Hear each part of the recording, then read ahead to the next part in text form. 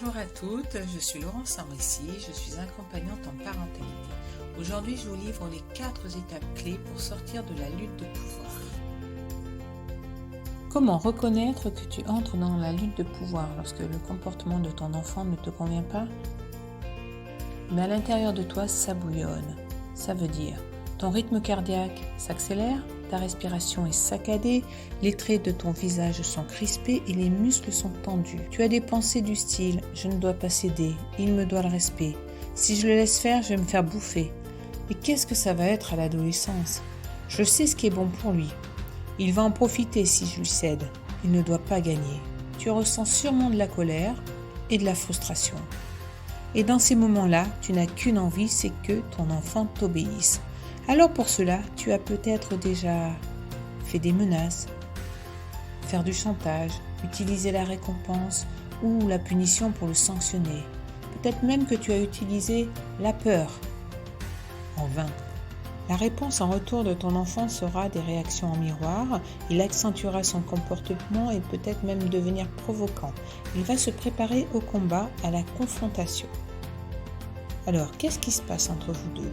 Chacun persiste dans ses positions et attitudes, une montée émotionnelle qui déclenche souvent une agressivité et le cycle de la revanche s'installe, chacun essayant de toucher l'autre.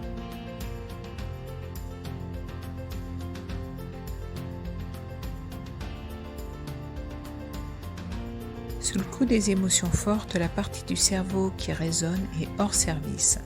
Une pause s'impose. Fais le point sur ce que tu ressens et apprends à t'apaiser. Deuxième étape, c'est la reconnexion à ton enfant en exprimant ton empathie. Identifie son ressenti et prends en considération son besoin. L'empathie est une compétence relationnelle précieuse qui se développe et se cultive en miroir. La troisième étape, c'est l'expression de tes propres ressentis en exprimant ce qui a été difficile pour toi et ton besoin.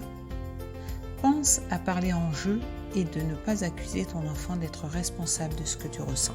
Dernière étape, se centrer sur la solution.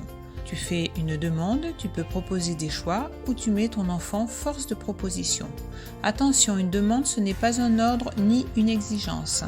Et une proposition de choix, ce n'est pas tu fais ça ou tu es puni. Les 4 étapes clés sont te calmer, te reconnecter, t'exprimer, te centrer sur la solution. Et cerise sur le gâteau, remercie ton enfant et souligne les bénéfices de la solution trouvée. Cette vidéo t'a plu? Rendez-vous la semaine prochaine pour sortir de l'argumentation sans fin.